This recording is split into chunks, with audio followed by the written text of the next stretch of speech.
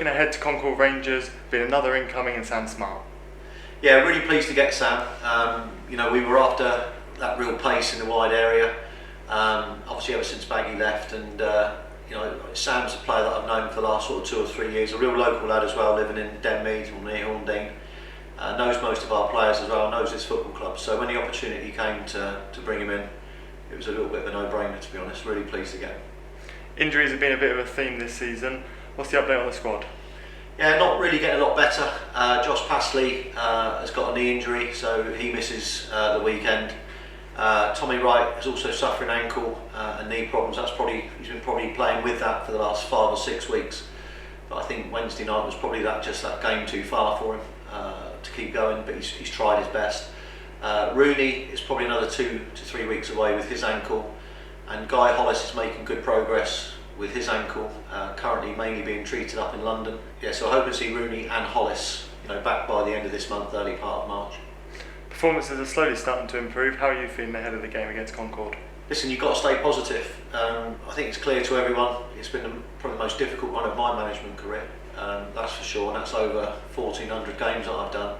And I understand, the supporters' disappointment. As a supporter of the club, myself, it's not been good enough, but it's not for the lack of effort, from the players. I think we've got a lot of players that have come back from injury, not match fit. I think there's a lack of confidence in the squad, obviously because of the run of results we've had.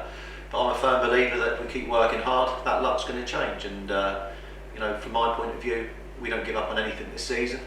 As I said, a lot of buildings already going in place for next season's start as well, with the likes of Payne and Dooku and Sam Smart and Alfie Whittingham. So, we're still in a positive place, but I do understand the disappointment at the moment. Concord are on a bit of a poor run themselves, so they'll be looking to get back to winning ways too. Yeah, I watched their last 2 games. They'll be disappointed with their recent form. It's no more disappointing than ours. So, both of us are going to be desperate to try and get that win on Saturday. I saw their pitch against Maidstone, and it does appear that there's a lot of mud on that pitch now and sand. So, I don't think it's going to be the prettiest of games necessarily to watch. But I think the win for both teams is vital, and obviously you want to make sure it's us. And you're hoping that win will be the confidence booster the squad needs? You've only got to look at Aldershot. I think when Mark Mosey went now, I think they lost 9 or 10 games on the trot, 9 or 10 games, and then they won that first game, and then they went 8 unbeaten. All we need to do to turn this season round is get that first win of this bad patch, try and get your second win, and then see where it takes you. And like I said, it will be a disappointment if we don't make the playoffs this year. As I said, there's reasons behind those disappointments. But as I said, we're firm believers, me and Bailey, in what we're doing. I think our track record over the time has shown that we know what we're doing.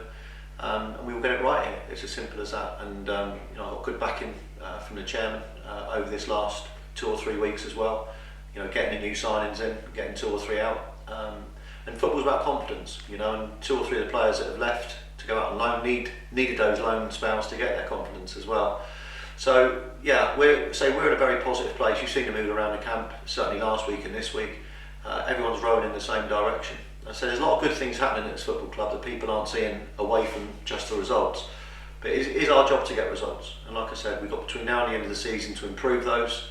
And nothing's changed as far as we're concerned in terms of being positive and trying to get that win on Saturday. And just finally, you mentioned there the new signings. I suppose each training session they have as well, you get a little bit more chemistry between those. Yeah, I think also when you bring in, this is not another excuse, but you bring in new signings, and often the reason you get what I would consider quality players is they haven't played a lot of football at their previous club, so you also need to wait those 3 or 4 games. Now people say we haven't got the time to wait, but at the end of the day, there's 16, 17 games to go. I think there's 51 points to play for. And we need 32 of them to get in the playoffs. That's 62 will get you in the playoffs. So that's our target, 32 points. We're going to keep believing until we can't actually do it. We're not even going to talk about the fact we can't do it. But like I said, there's a lot of building going on as well to make sure that by the end of this season, that team is in a good place to start next season without too much adjustments. Lovely. Thanks, Paul. Cheers, Adam. Thanks. That's good. Yeah.